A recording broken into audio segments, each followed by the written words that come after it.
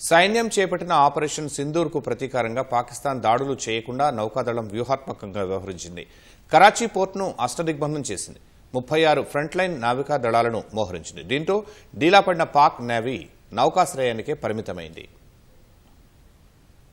Operation Sindoor విజయవంతం కావటంలో భారత నౌకాదళం కూడా కీలక పాత్ర పోషించింది. పహల్గాం ఉగ్రదాడికి ప్రతీకారంగా పాక్ ఆక్రమిత కశ్మీర్లో సైన్యం జరిపిన దాడులకు ప్రతిగా పాక్ ప్రతిస్పందించే ప్రమాదాన్ని నౌకాదళం ముందే పసిగట్టి అప్రమత్తమైంది. సైనిక చర్య సన్నద్దతను గణనీయంగా పెంచడానికి చర్యలు చేపట్టింది. అందులో భాగంగా పాకిస్తాన్లోని కరాచీ పోర్టు లక్ష్యంగా ఐఎన్ఎస్ విక్రాంత్, బ్రహ్మోస్ క్షిపణులు సహా యుద్ధ నౌకలు, జలాంతర్గాములను మోహరించినట్లు అధికారిక వర్గాలు వెల్లడించాయి.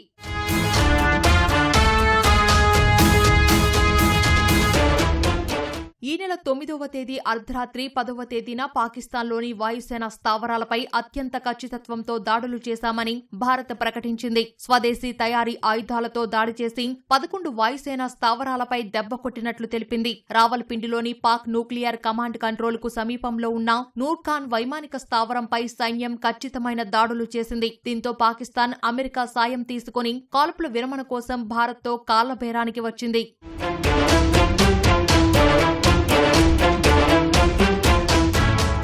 ఆపరేషన్ సింధూర్ సమయంలో పాకిస్తాన్పై త్రిముఖ వ్యూహాన్ని అమలు చేసినట్లు నౌకాదళం అధికారులు తెలిపారు. కరాచీ పోర్టును లక్ష్యంగా చేసుకుని 36 ఫ్రంట్లైన్ నావికా దళాలను మోహరించినట్లు చెప్పారు. వీటిలో బ్రహ్మోస్ క్షిపణులతో కూడిన 7 డిస్ట్రాయర్లు, భూతలం నుంచి గగనతలంలోని లక్ష్యాలను ఛేదించే మధ్యశ్రేణి క్షిపణులు, వరుణాస్త్ర హెవీవెయిట్ టార్పేడోలు ఉన్నట్లు పేర్కొన్నారు. కొత్తగా ప్రవేశపెట్టిన ఐఎన్ఎస్ తుషిల్ సహా 7 స్టెల్త్ గైడెడ్ క్షిపణి యుద్ధ నౌకలను మోహరించినట్లు అధికారులు వివరించారు.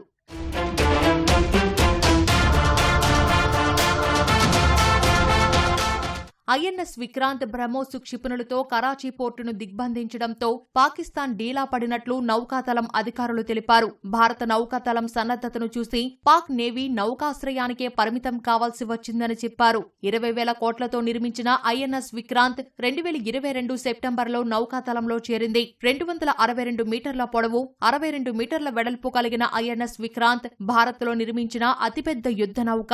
MiG-29K హెలికాప్టర్లతో పాటు 30 యుద్ధ విమానాలను మోసుకెళ్లగలదు. ఉద్రిక్త పరిస్థితుల నేపథ్యంలో అంతర్జాతీయ వాణిజ్య నౌకలు దారి మళ్లినట్లు అధికారులు తెలిపారు.